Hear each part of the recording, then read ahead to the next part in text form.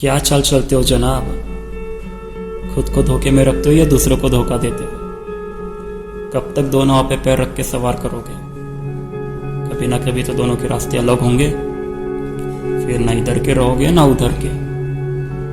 दो नाव है, दो किनारे, जन्नत और जहन्नुम।